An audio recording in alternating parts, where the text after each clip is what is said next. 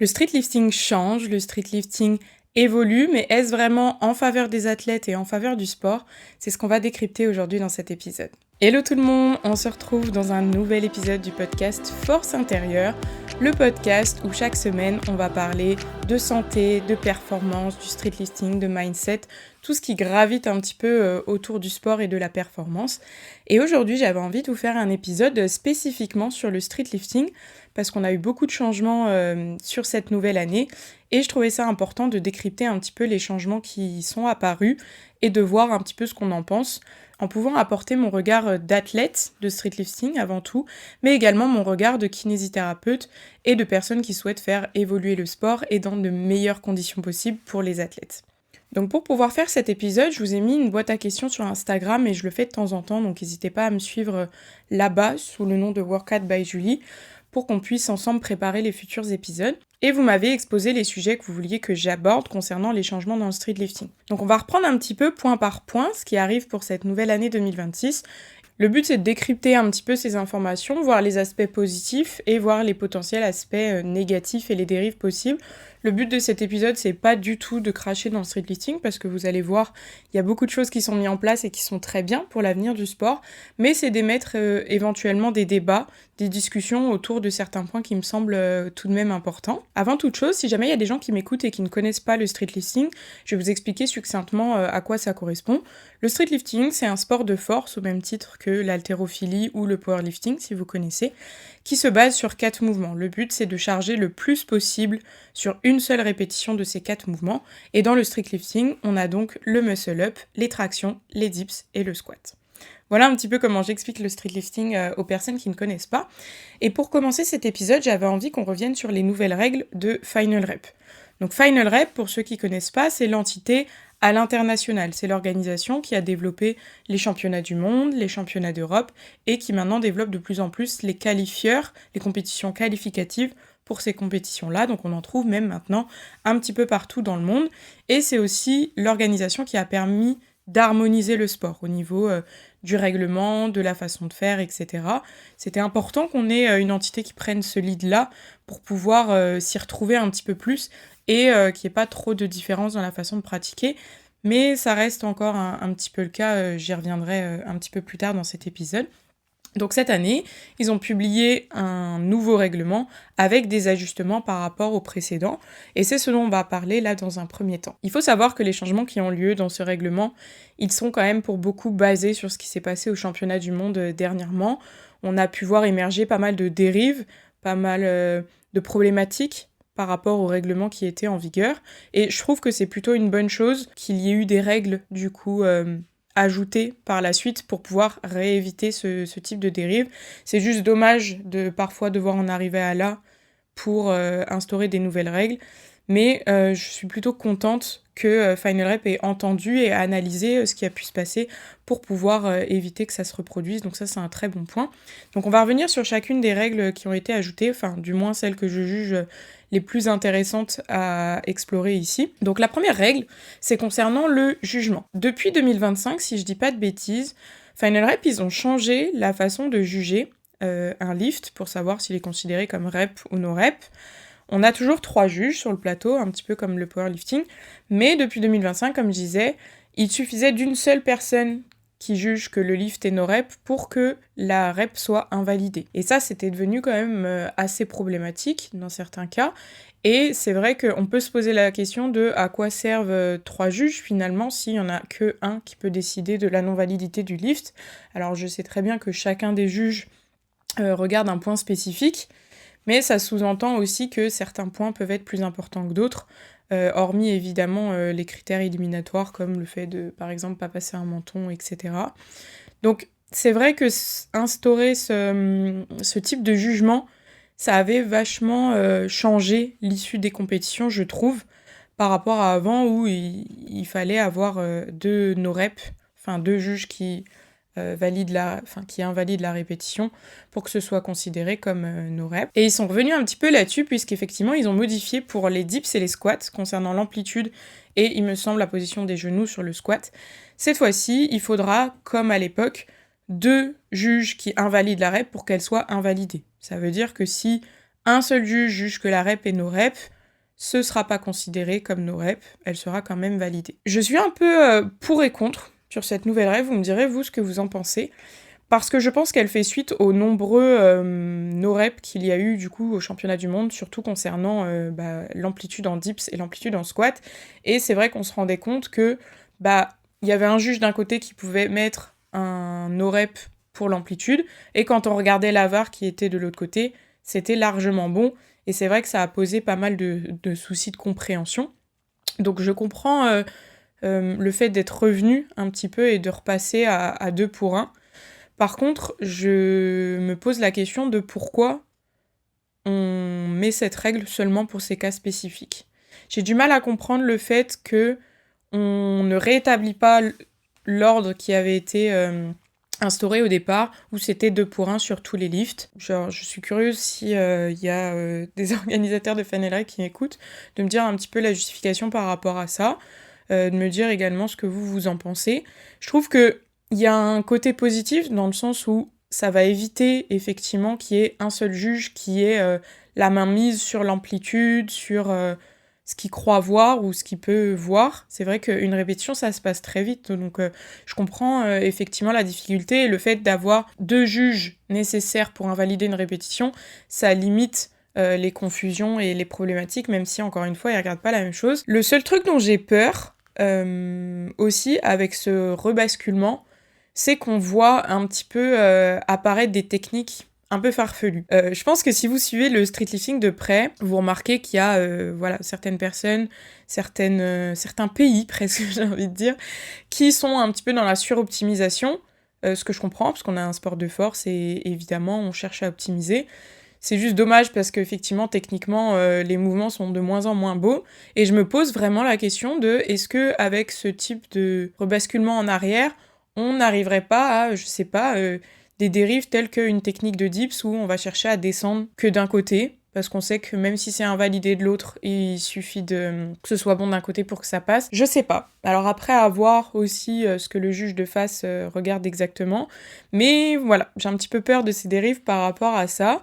Alors vous me direz, c'est ce qui se passait avant. Enfin, avant, il y avait ce règlement-là pour tous les lifts. Mais je trouve qu'avant, il n'y avait pas encore cette recherche de titiller sur le règlement, de prendre vraiment les failles. Et je vous jure que là, au championnat du monde, ça s'est vu qu'il y a beaucoup certains coachs surtout, qui analysaient les failles du règlement pour pouvoir les sortir s'ils en avaient besoin. Et je trouve ça dommage. Je comprends le fait de vouloir optimiser, vouloir pousser ses athlètes au plus haut. Mais moi, j'ai une vision du sport où c'est du sport, c'est de l'échange, c'est du partage. Et c'est dommage de basculer dans un côté un peu négatif où on va tirer les failles du système, etc. pour faire peut-être réussir ses athlètes, etc. Enfin, moi, je sais que c'est pas du tout ma vision du sport. Peut-être que ça l'est pour vous. Mais je veux dire, à l'heure d'aujourd'hui, où en plus on gagne rien dans le streetlifting, c'est dommage de déjà partir dans ce sens-là, selon moi. Ensuite, une autre règle qui a été instaurée et qui m'a fait beaucoup rire, puisqu'elle m'a concernée directement, enfin pas moi directement, mais on va dire ma catégorie au niveau des championnats du monde, c'est ils ont précisé que quand on charge une barre, on respecte un ordre croissant. C'est-à-dire que si, je sais pas, sur mes dips, je mets 70, la personne d'après doit mettre 70 ou plus, etc. Et ça, vous allez me dire, bah oui, Julie, logique, quoi. Oui, logique. Logique, effectivement, c'est un peu la base du sport, mais c'était pas explicitement, il me semble, précisé, notamment pour la 3e barre, et ça a donné lieu, effectivement, au championnat du monde, à le droit de faire une redescente de charge, pour une athlète, dont vous connaissez tous le nom. Et je trouve ça, c'est un peu ce que j'expliquais juste avant. C'est utiliser un peu les failles du système pour s'octroyer des droits. Et c'est dommage, parce que même si c'était pas explicitement mis dans le règlement, ça va de soi. Je pense qu'il y a personne qui avait eu ce culot-là avant. Donc bon, c'est plutôt une bonne chose que Fanelrec, du coup, l'ait pris en compte, se soit rendu compte que c'était quand même problématique qu'on puisse autoriser ce genre de choses et qui, du coup, compense en mettant cette nouvelle règle. Mais selon moi, je trouve ça dommage de devoir arriver à des trucs comme ça. Ça ouvre la porte un petit peu à n'importe quoi, parce que forcément, on peut pas toujours penser à tout. Le sport, il reste relativement nouveau. Donc on peut pas penser à tout explicitement dans le règlement.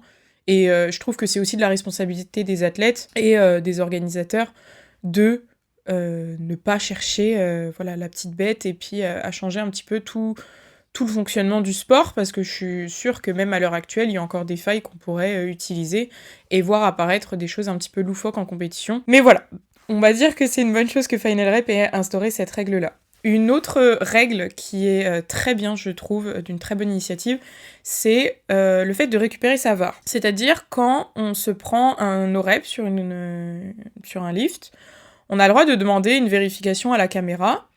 Et pareil, depuis cette année, il me semble, on avait le droit de le faire qu'une seule fois dans toute la compétition. Ce qui est relativement problématique, parce que si on fait face à plusieurs erreurs de jugement, ce qui peut arriver, encore une fois, on a le droit de demander qu'une seule fois. Et pour vous reprendre l'exemple, par exemple, des championnats du monde, avec mon expérience, je vous parle un peu de mon expérience parce que au moins ça vous donne une vision d'athlète directement sur le terrain et de ce que ça peut impliquer directement sur le terrain, parce que quand on ne le vit pas forcément, on se rend peut-être pas compte de ce genre de détails. Mais pour exemple, au championnat du monde, je fais mon premier dips, je me prends un no-rep pour amplitude, mais je choisis de ne pas demander la VAR parce que je me dis... à ce moment-là, j'ai un juge qui est un petit peu plus exigeant, et je me dis j'aurais peut-être plus à gagner à demander une VAR sur le squat si jamais il est exigeant sur les squats plutôt que sur les dips. Les dips, je sais que je peux me permettre de descendre un peu plus bas, il y aura pas de souci, je vais compenser. Au final, tous mes squats sont validés et du coup, j'ai pas demandé ma VAR. Alors que probablement, si j'avais pu la demander, j'aurais peut-être pu valider une 3e barre au dip plus haute.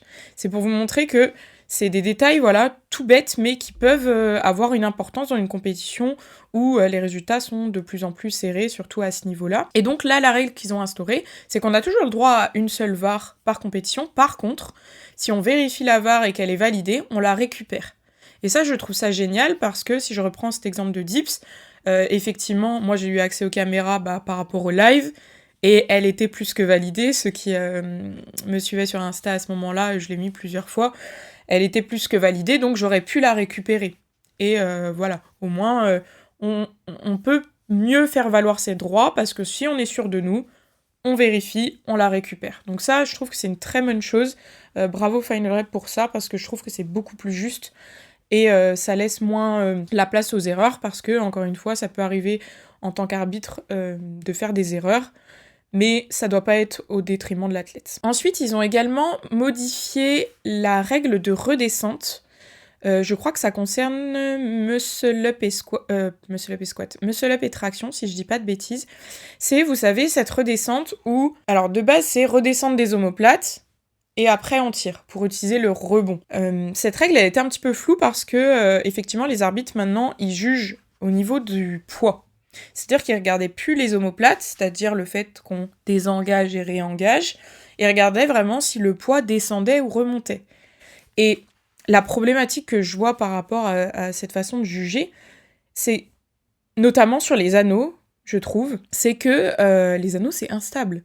Donc en fait, c'est super dur d'évaluer s'il y a une redescente par rapport à un rebond, par rapport à juste l'instabilité des anneaux qui se déplacent, ou même, j'ai envie de dire, même sur les tractions, le corps, il peut bouger de plusieurs façons. C'est-à-dire qu'on peut très bien, par exemple, avoir les omoplates qui ne bougent pas, qui restent engagées, mais avoir les lombaires qui se détendent un peu plus, et ça va donner cet abaissement. On peut avoir le genou, pareil, qui s'étend un peu plus. Enfin, il y a plein de possibilités d'un point de vue anatomique et biomécanique qui peuvent faire en sorte que on ait l'impression qu'il y a une redescente du poids, mais pas forcément liée à l'étirement qu'on va chercher à avoir pour ensuite céder sur la phase de tirage.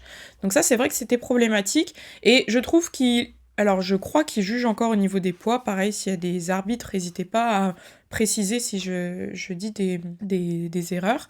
Mais en tout cas, ils acceptent, ils tolèrent une légère redescente si elle est lente, et du coup, si elle ne sert pas au mouvement. Pourquoi c'est bien ? C'est bien parce que des fois, on pouvait se prendre des no-reps à cause juste du simple fait de respirer. Moi, ça m'était arrivé sur les qualifications en Belgique.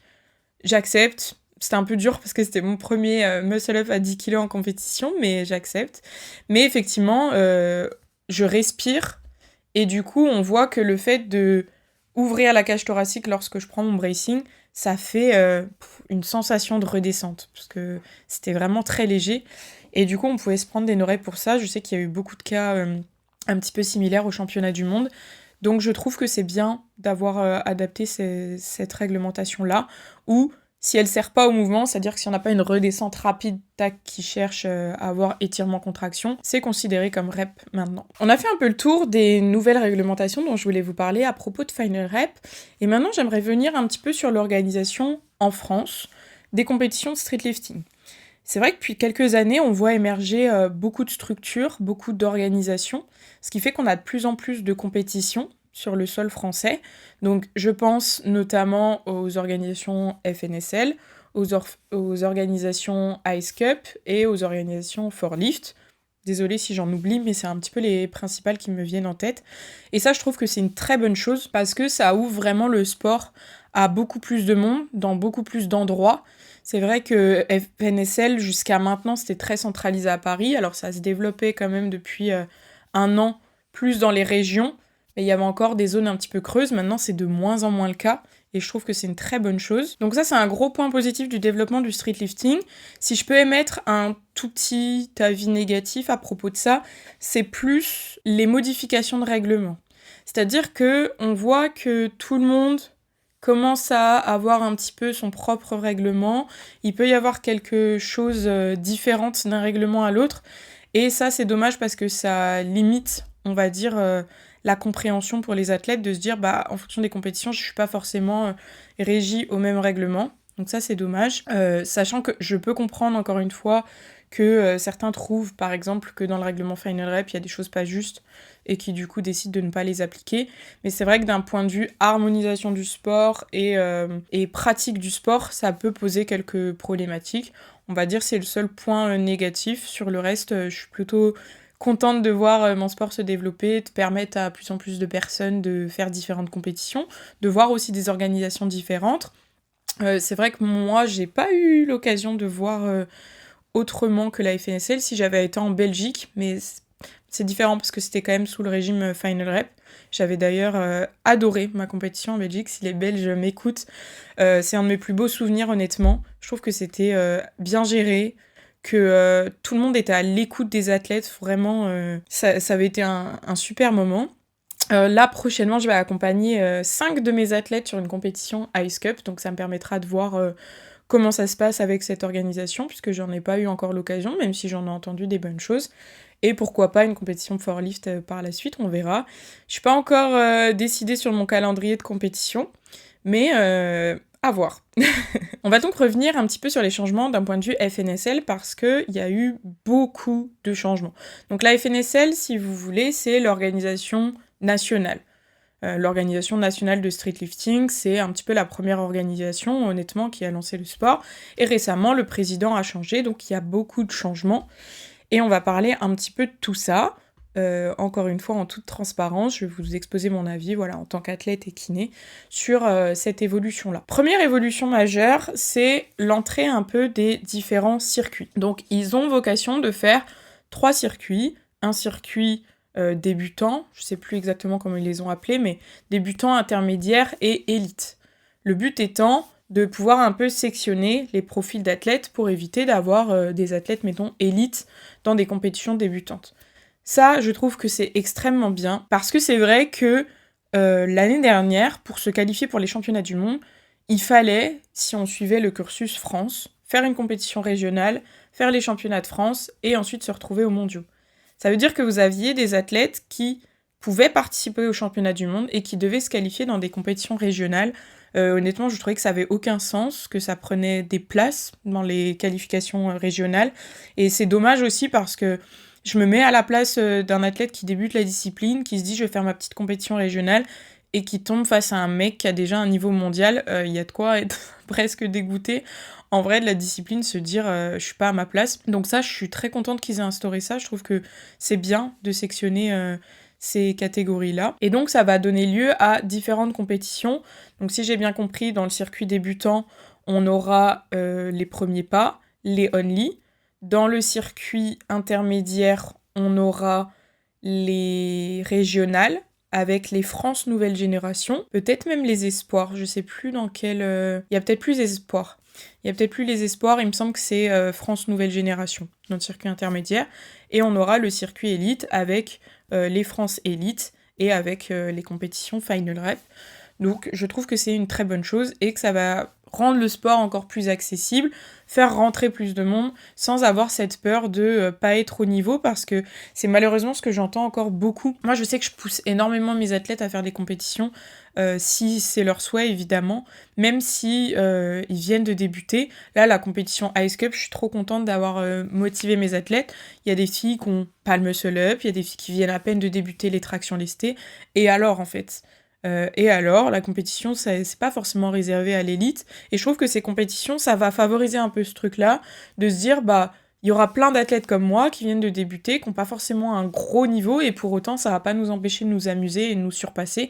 En soi, il n'y a pas besoin d'être un athlète mondial pour kiffer une compétition. Au contraire, la compétition, le but, c'est le dépassement de soi, c'est de se repousser dans ses limites, c'est aussi de se tester en tant que personne d'un point de vue gestion du stress, gestion de ses émotions sur une compétition. Et ça, c'est donné et c'est accessible à quiconque, on va dire, peu importe son niveau. Donc c'est très bien qu'il y ait des compétitions qui permettent ça, honnêtement. Par rapport à ce nouveau parcours, on a aussi des petits changements d'un point de vue règlement, organisation, qui sont apparus et qui, là, me font émettre quelques réserves. Un des principaux changements, c'est qu'effectivement, sur les championnats de France élite, donc réservés au circuit élite, donc élite, c'est ceux qui ont déjà fait des compètes nationales et internationales, il me semble. Maintenant, pour participer à ces championnats de France, il faudra faire partie d'une équipe. Alors à ce jour, il me semble, ils n'ont pas encore précisé ce qu'ils entendaient par équipe, mais moi, cette règle me pose un véritable souci, je trouve, d'accessibilité, parce que on a des athlètes qui peuvent être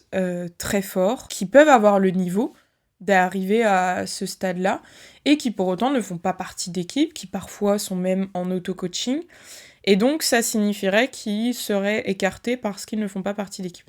Ça, c'est vraiment le point que j'ai du mal à comprendre, et pour être tout à fait franche avec vous, j'ai l'impression que c'est vraiment une règle qui a été instaurée pour servir les équipes actuelles, dans le sens où, bah du coup, tous les athlètes qui sont sans équipe, ils vont se dire, bah mince, je veux faire les France Élites, du coup je vais rejoindre une équipe, et du coup, conflit d'intérêt pour moi. Vraiment conflit d'intérêt d'instaurer cette règle. Je peux entendre, on va dire, le critère de oui, mais ça professionnalise le sport, etc. J'attends de voir la définition de équipe dans ce cas, parce qu'en fait, pour moi, faire partie d'une équipe, ça veut pas dire forcément professionnaliser le sport ou en tout cas avoir un meilleur encadrement. Ou alors, dans ce cas-là, il faudrait définir peut-être une équipe de France, comme c'est le cas dans le powerlifting, et que tous les athlètes qui ont ce niveau-là fassent entre guillemets, automatiquement partie de l'équipe de France. Mais voilà, c'est le point sur lequel je serais curieuse d'avoir vos avis, en vrai, parce que j'ai plus l'impression que ça limite l'accès, que ça rend le sport moins accessible aussi financièrement, parce que pour faire partie d'une équipe, faut payer un coach et faut investir. On sait que ça coûte déjà cher au niveau des équipements, au niveau de l'entraînement, des déplacements. Je peux comprendre que tout le monde n'ait pas de l'argent forcément à mettre dans un coaching, et pour autant, est-ce qu'on doit leur limiter l'accès si jusqu'à maintenant, ils ont réussi à avoir ce niveau-là en auto-coaching ? Je sais pas, voilà, je serais curieuse d'avoir vos avis, n'hésitez pas à me le dire, à ouvrir un petit peu le débat sur ce point-là.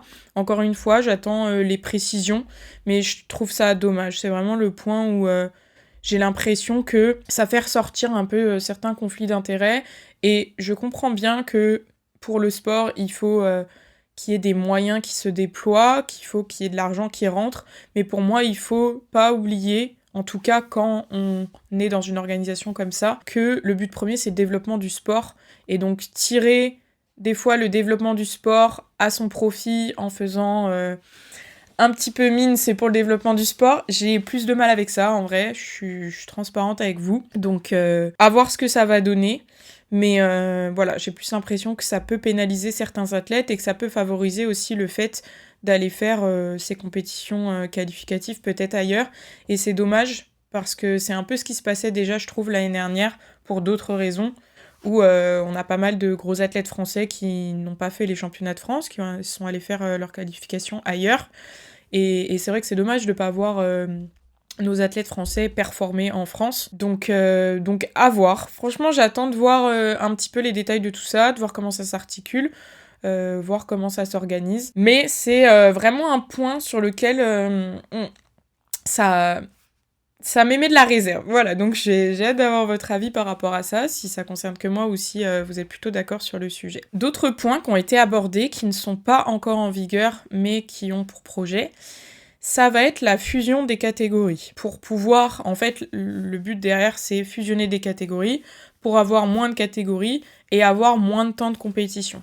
Sur le temps de compétition, je suis plutôt d'accord, dans le sens où sur une journée, les compétitions durent très longtemps. C'est compliqué pour les bénévoles, c'est compliqué pour les juges, pour les organisateurs, pour tout le monde de suivre une compétition sur autant de temps. Moi, la solution que j'aurais peut-être vue à cela, c'est plutôt étaler sur plusieurs jours, voire plusieurs week-ends. Encore une fois, je sais que c'est compliqué d'un point de vue financier, d'un point de vue aussi avoir suffisamment de bénévoles si c'est sur plusieurs jours. Mais la fusion des catégories, pareil, me pose un petit souci. Je trouve qu'encore une fois, c'est peut-être rendre le sport moins accessible. Parce que qui dit moins de catégories, dit forcément des profils qui vont être désavantagés dans tous les cas. Parce que quand on met, de mémoire, par exemple chez les hommes, c'est moins de 70, ça commence à moins de 70, ça veut dire que les gabarits d'hommes qui font peut-être 60 kilos sont très désavantagés à être dans une caté de moins de 70. Et inversement, je crois que ça s'arrête à plus de 90, on va dire chez les hommes, et en plus, les hommes musclés, 90 kilos, on y arrive assez facilement, on peut avoir facilement des 100, 120 kilos, donc pareil, là ce sera très désavantagé, et je pense que ça leur rendra plus l'accès possible aux compétitions, ou en tout cas, peut-être à un certain niveau, parce que ils seront moins performants que des gens qui remplissent au mieux leur catégorie. Donc ça, c'est la première chose.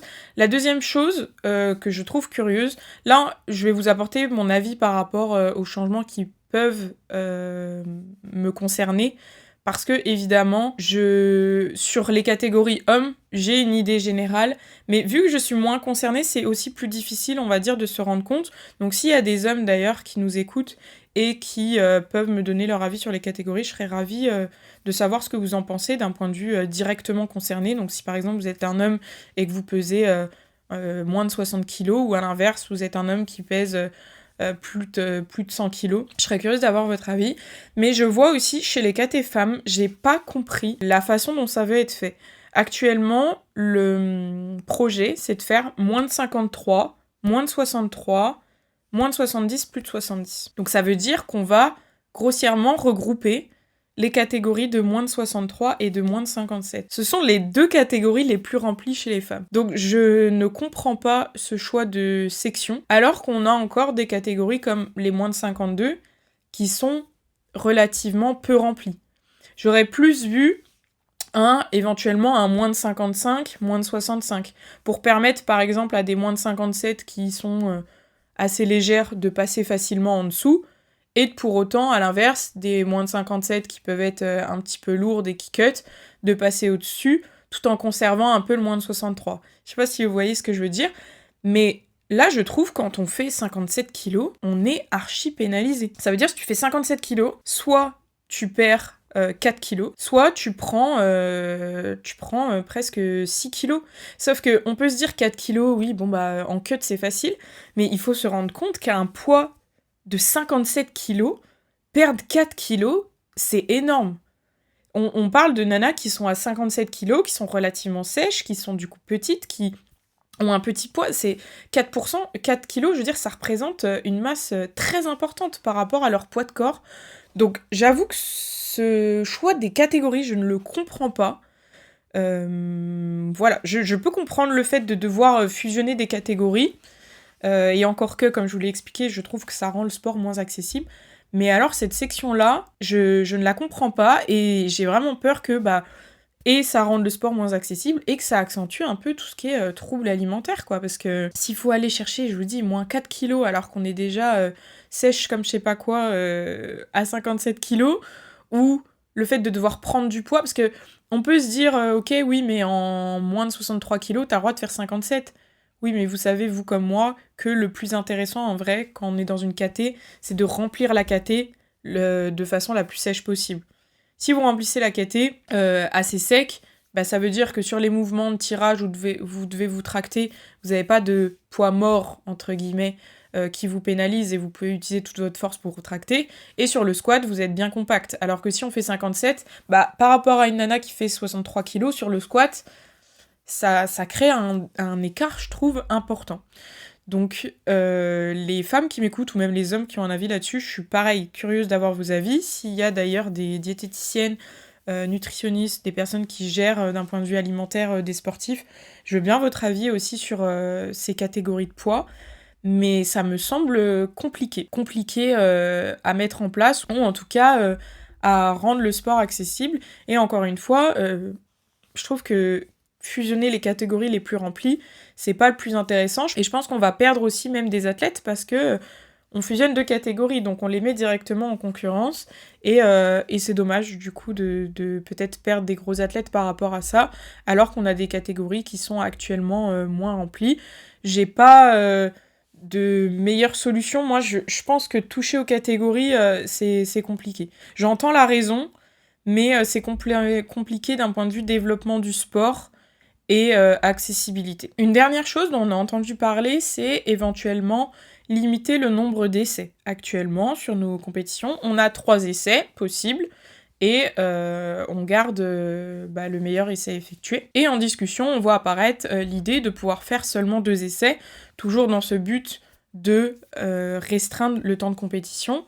On a d'ailleurs, il me semble, Ashura, c'est la première personne qui a peut-être mis ça en place dans une compétition interne, où il a fait des compétitions où il n'y avait que 2 essais, et la possibilité de redescendre. C'est-à-dire, par exemple, je fais mon premier squat à 130 kg, je loupe, j'ai le droit de mettre 125 après. Donc ça permet d'avoir un essai en moins, donc de gagner vraiment du temps, et d'avoir des stratégies différentes aussi pour mener la compétition. Ça, pour le coup, je trouve que ça peut être quelque chose d'intéressant. C'est un gros changement, effectivement, comme ça, on peut se dire ça chamboule beaucoup la façon de faire, parce que ça va plus du tout être les mêmes stratégies, plus du tout la même façon d'aborder la compétition.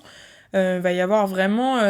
d'un point de vue stratégie par rapport à la concurrence, une façon de faire très différente.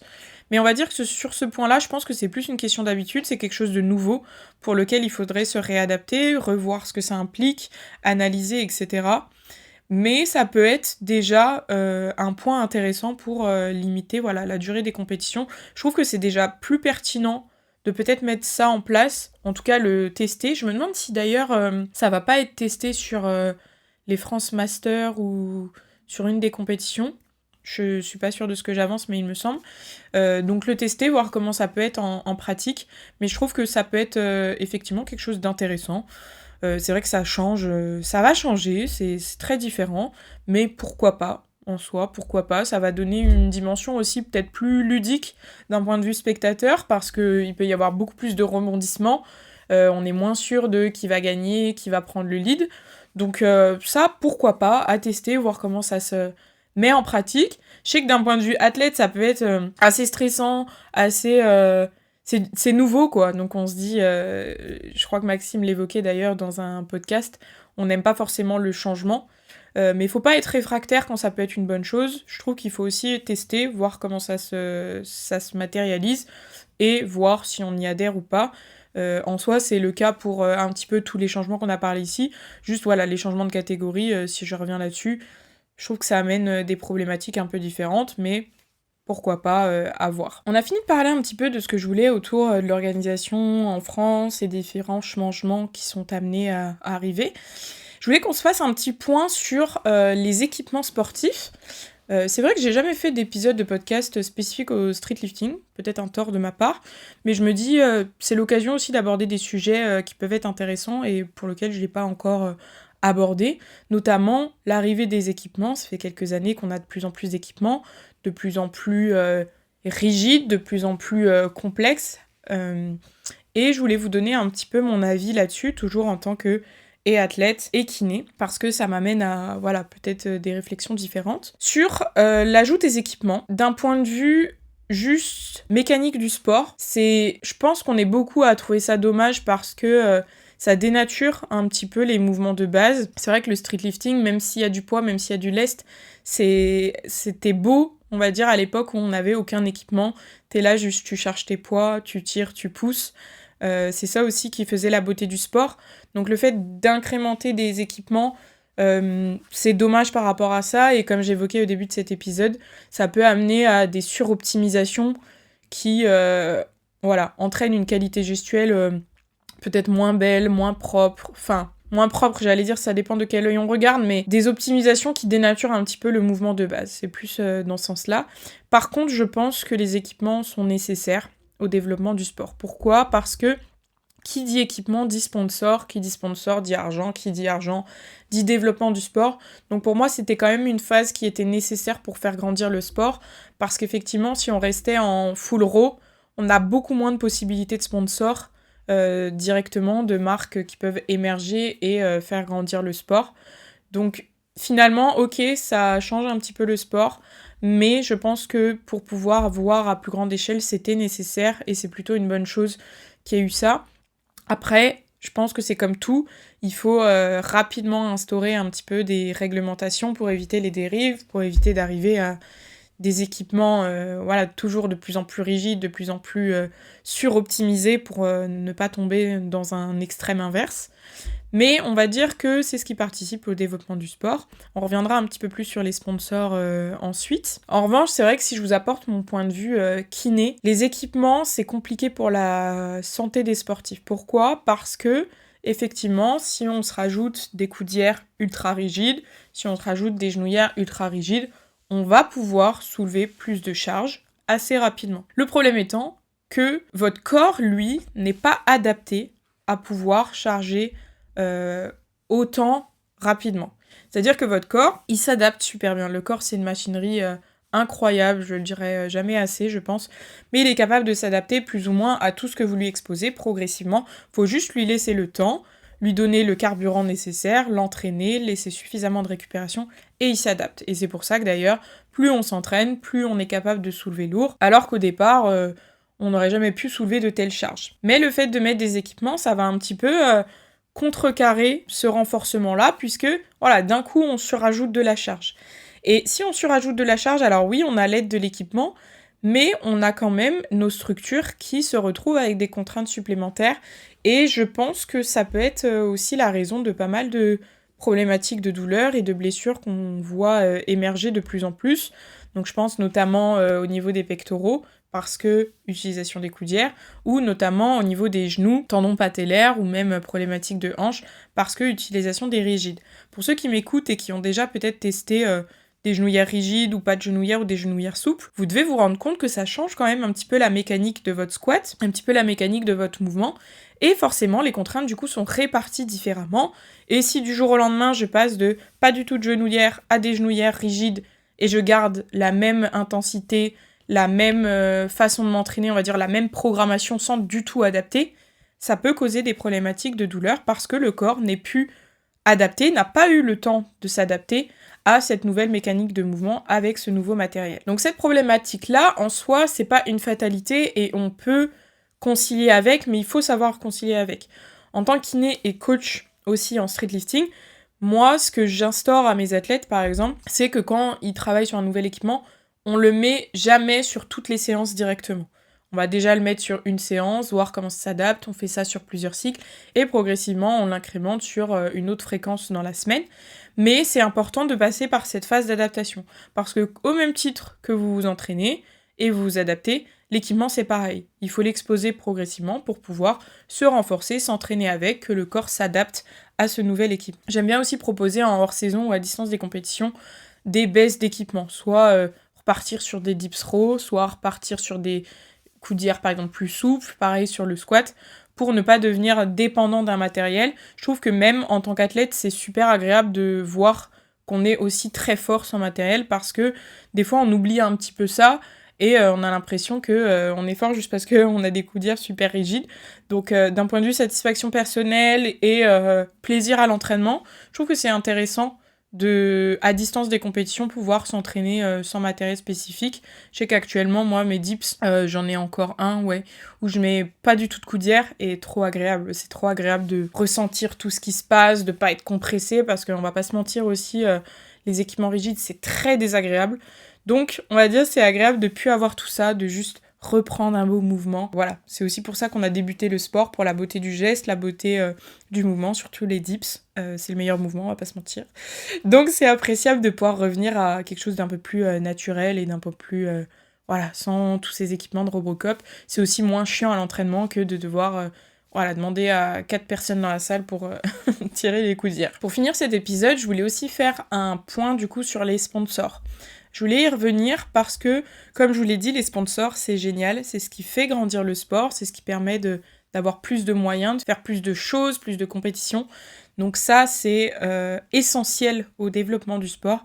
Le seul point sur lequel j'aimerais aussi que vous fassiez attention, vous en tant qu'athlète, vous en tant que coach, vous en tant que peut-être sponsor également, c'est je comprends qu'il faille tirer parti, qu'il faille gagner de l'argent, et j'ai absolument aucun problème avec ceux qui gagnent de l'argent en faisant avancer le sport, qui aident à leur manière. Enfin, je trouve que c'est complètement normal, en plus, en investissant du temps et des moyens, d'avoir un retour. Ça, il n'y a pas de débat là-dessus.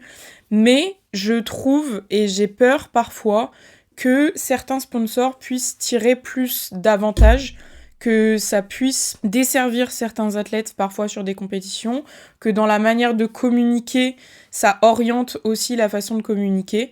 Et c'est plus sur ça que j'aimerais attirer votre attention, c'est que quand vous choisissez aussi des équipements pour vous équiper, on va dire qu'honnêtement, là sur le marché, tout est à peu près similaire. Il y a quand même des marques, je trouve, qui sortent un petit peu plus du lot par rapport à la qualité et le rapport qualité-prix. Mais je veux dire, investissez aussi dans des marques avec des valeurs, c'est très important. Parce que c'est aussi ce qui fait évoluer le sport et qui donne l'image au sport. Quand on regarde aussi d'autres sports, pour ne pas les citer, on voit parfois que l'image peut être entachée par rapport aux différentes marques qui les représentent, par rapport aux conflits d'intérêts qu'il y a.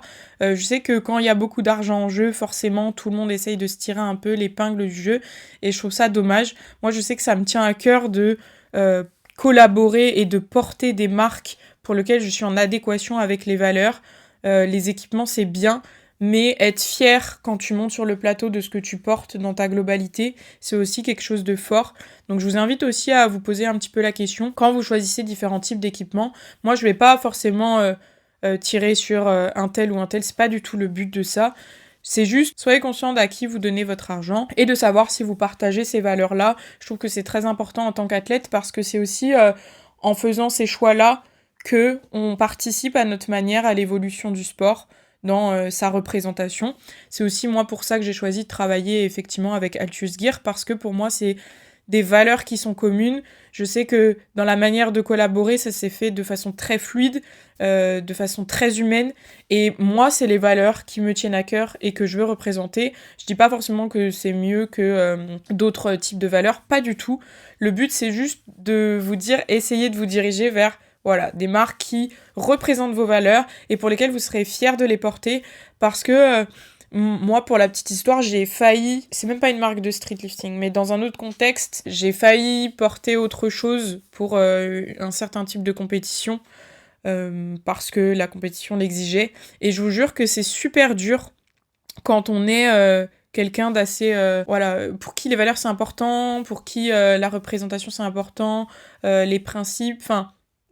C'est pour qui c'est hyper important d'être aligné à ce qu'on fait, c'est super dur de porter quelque chose pour lequel on se sent pas forcément en adéquation, et j'avais fini par d'ailleurs abandonner ce projet-là pour cette raison-là, parce que je m'entraînais et je sentais que j'étais pas alignée à ce que j'étais en train de faire, et j'ai pas envie que vous fassiez cette erreur-là. Donc n'hésitez pas à vous renseigner un peu plus, et j'ai envie de vous dire, c'est aussi le cas dans les compétitions que vous faites. Quand vous faites une compétition, vous donnez du crédit à cette compétition, donc c'est important aussi de se dire, est-ce que moi j'ai envie de donner du crédit à cette organisation, à cette compétition, est-ce que je suis en adéquation avec ce qu'ils font, parce que c'est aussi la mise en lumière que vous leur faites quand vous venez en tant qu'athlète. Donc voilà, je trouvais ça important de finir là-dessus, pour que vous posiez les bonnes questions. Encore une fois, il n'y a pas de bonne ou de mauvaise réponse, c'est plus... quelque chose qui me tenait à cœur de partager parce que le streetlifting, c'est pour moi un sport qui est quand même pur au départ. Je sais que moi, c'est ce qui m'a attrayée dans ce sport, c'est cette bienveillance, c'est cette équipe, c'est t'arrives dans une compétition, t'en as jamais fait, tu connais personne, t'es directement inclus dans la famille. C'est un petit peu cet univers-là qui m'a attirée au départ et j'ai pas envie que ça se perde à cause de la grandeur du sport. J'aimerais bien qu'on puisse porter cette grandeur avec voilà, tout l'argent en jeu, tous les investissements, etc. Mais tout en gardant cette unicité au sein des athlètes de streetlifting. Donc voilà, c'est un petit peu là-dessus que j'aimerais terminer ce podcast. J'espère qu'il vous a plu. N'hésitez pas à me donner vos avis sur les différents sujets qu'on a abordés. Je serais ravie d'ouvrir un débat et de discuter là-dessus parce que je trouve que c'est toujours très intéressant d'avoir différents sons de cloche. En tout cas, je vous fais des gros bisous et on se dit à la semaine prochaine pour un nouvel épisode. Bye bye!